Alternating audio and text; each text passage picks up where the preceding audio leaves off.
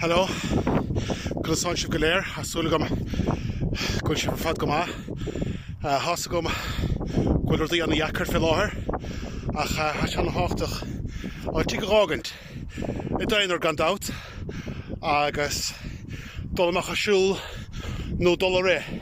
am hein trish fe re gachain faiden mar ni ffacil y dianaf ach hasan hochtach a fe slán tŵl wasn sa agus le cwna de be gachairad go maith a ríist ach mwy wyl ffacil y dianaf ter mach a re ter mach a siwl i dain o'r gandawt self-distancing no self-isolated no perw ach le cwna de be gachairad go maith slán